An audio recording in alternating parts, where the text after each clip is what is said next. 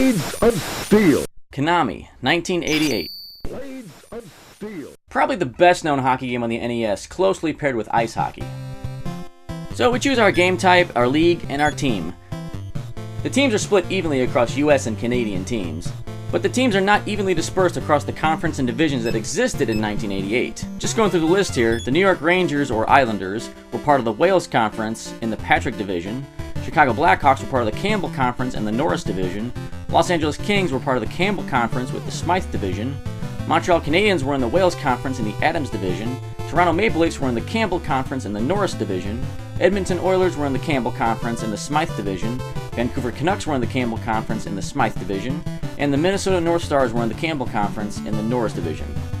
So if we look at it, there's really only two teams from the Wales Conference, which would translate loosely today to the Eastern Conference. And the remainder of the teams belong to the Campbell Conference, the equivalent of today's Western Conference, with 3 teams each from the Norris and Smythe divisions. This is completely irrelevant, just an interesting note, and with the potential restructuring of the NHL next year, most of this information will be completely useless. As I said, this is irrelevant because all the teams play the same, and Konami clearly had no interest in making anything close to the actual NHL teams at the time. None of the team colors match up to their actual real-life teams, but it doesn't even matter, because you could argue the teams are not intended to be NHL teams anyway. Because your league choices are junior, college, or pro, nowhere in there does it specifically say NHL. So that just kind of invalidates my whole point anyway. So I'll play LA versus Chicago since they're in the playoffs right now, but that series will be done shortly after this video is up, but I don't care. So the gameplay is simple yet elegant. Pass and shoot, that's all you got. For some terrible reason though, Konami decided to add a voice to every pass. It's a pass! It's a pass! It's a pass! It's just annoying after a while.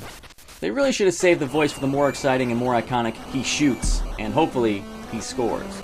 Someone should hack this game and make that happen. Anyway, the game obeys very few actual hockey rules. No offsides, no minor penalties, and the only way to even get a penalty is to be involved in a fight and lose. That's right, the game adds insult to injury by removing the beaten down player from the ice.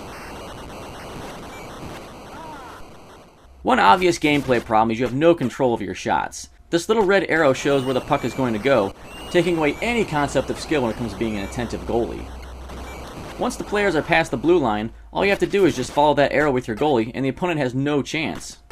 Like here, this guy has 2 free shots, but can't make either of them because the game's telling me where it's going to go. So between the second and third period, we're treated to a Gradius-style minigame.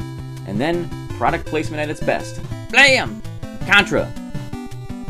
Blam! Jackal! While it's true Gradius, Contra, and Jackal are much more fun to play than this, I still find it so surreal Konami plugged their own games within a game. It's an ingenious product placement move, although now I really want to play Jackal instead of this. So the gameplay is a fair interpretation of hockey. There is a lot of elements to account for when trying to make a hockey game, and the NES is pretty limited, but for the most part it is one of the top 2 hockey games on the NES. 7 out of 10.